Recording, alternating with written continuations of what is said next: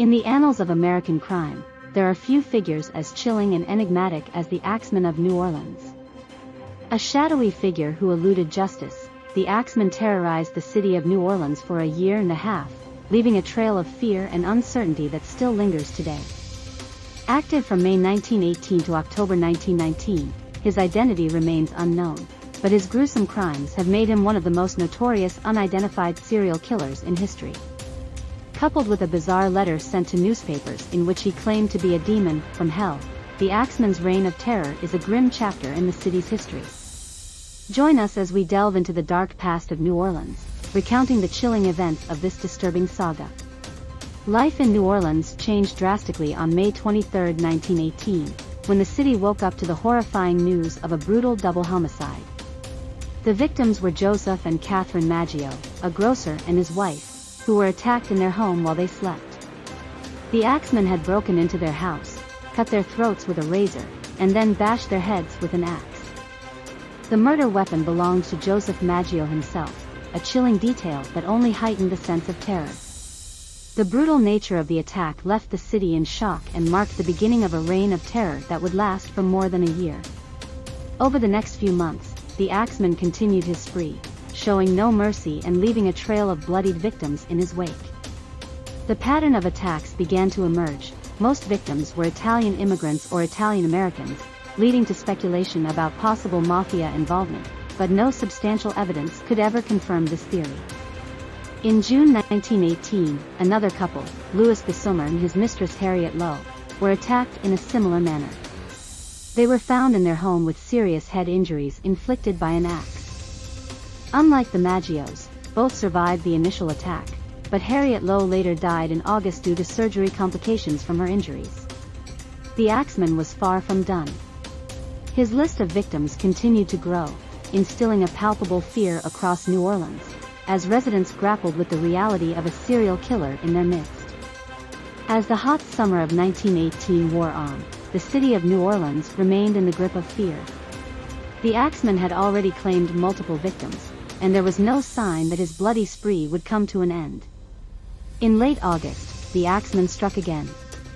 His victim this time was an elderly widow, Mrs. Schneider, who was 8 months pregnant at the time of the attack. Mrs. Schneider survived the brutal assault, despite serious facial injuries.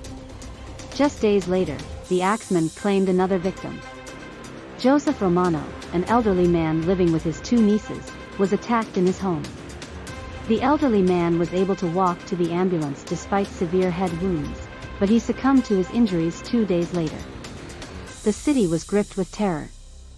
No one felt safe, and the Axeman remained elusive, leaving law enforcement officials baffled and residents of New Orleans feeling vulnerable in their own homes. The end of the summer brought a lull in the attacks, but the fear remained, as residents braced themselves for the Axeman's return. The winter of 1918 passed without incident, providing a momentary respite from the fear that had gripped New Orleans.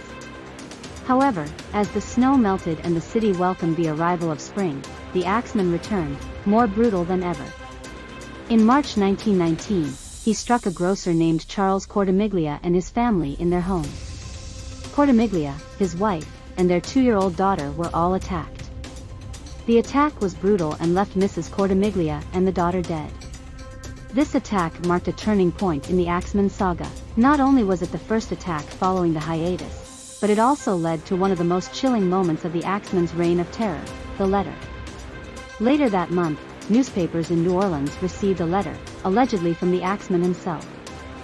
In the letter, the Axeman declared himself a demon from hell and declared that he would strike again at 15 minutes past midnight on the night of March 19th, but would spare anyone in a place where a jazz band was playing. The night of March 19th arrived, and New Orleans turned into a citywide jazz party. From private residences to dance halls, the city echoed with the sound of jazz. That night, there were no reports of attacks by the Axeman, marking one of the most bizarre incidents in the city's history. The Axeman had kept his word. He had spared those who played jazz in their homes, amplifying his terror and control over the city even further. The Axeman's reign of terror was far from over. Even after his chilling letter and the citywide jazz party, he continued his murderous spree, leaving more victims in his wake. In August of 1919, another man fell victim to the Axeman. Steve Boca, a grocer, was attacked in his home in the middle of the night. He was found unconscious by his neighbor, but unlike many others, Boca survived the attack. However, the trauma left him with no memory of the attack, offering no additional clues to the identity of the Axeman. The final known attack occurred on October 27, 1919. Mike Pepitone was attacked in his home and did not survive. His wife reportedly heard a noise and arrived to find her husband's lifeless body but saw no trace of the killer. Then, just as suddenly as they began, the attack stopped. The Axeman vanished, leaving behind a city scarred by a year and a half of brutal, senseless violence. Despite extensive investigations and public pleas for information, the Axeman's identity remained a mystery. The lack of conclusive evidence, the brutal nature of the crimes, and the terror instilled by the letter have all contributed to the enduring notoriety of the Axeman of New Orleans. In the years following the Axeman's disappearance, speculation about his identity and motives ran rampant. Some pointed towards Mafia involvement due to the victim's predominantly Italian heritage, while others suggested the killer might have been a sadistic individual with a grudge against the city or its people. But with no concrete evidence or a clear motive, these theories remain speculative at best. The case of the Axeman has been thoroughly examined by both professional investigators and amateur sleuths alike. Still, despite the numerous theories and speculations, the true identity of the Axeman remains one of the biggest unsolved mysteries in the history of American crime. The legacy of the Axeman of New Orleans lives on, not just in the unsolved crime files, but also in popular culture. His story has inspired numerous books, documentaries, TV shows, and even music, immortalizing the Axeman as a symbol of the darker side of human nature.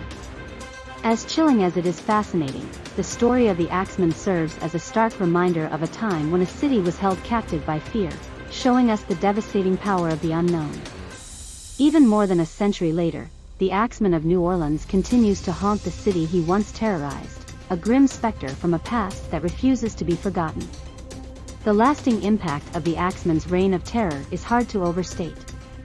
A city was held hostage by fear, families were destroyed, and lives were forever changed. The unsolved crimes of the Axeman left an indelible mark on the history of New Orleans and became a dark chapter in the story of American crime. The legacy of the Axeman is not just one of terror and violence but also of resilience. The people of New Orleans endured a harrowing period, facing fear with unity and courage. The citywide jazz party in response to the Axeman's letter stands as a testament to their spirit, a defiant celebration of life in the face of imminent threat. The Axeman also had an unintended impact on popular culture, notably on the music he himself claimed to love, jazz. The Axeman's Jazz, a song by Joseph John Davila, was written about the Axeman's reign of terror and is an early example of crime influencing popular culture. Despite the passage of more than a century, the mystery of the Axeman still captivates the public imagination. His story continues to inspire discussions and debates, new theories, and creative interpretations. From history buffs to crime enthusiasts to those intrigued by unsolved mysteries, the Axeman of New Orleans continues to fascinate, serving as a chilling reminder of the past and an enduring enigma.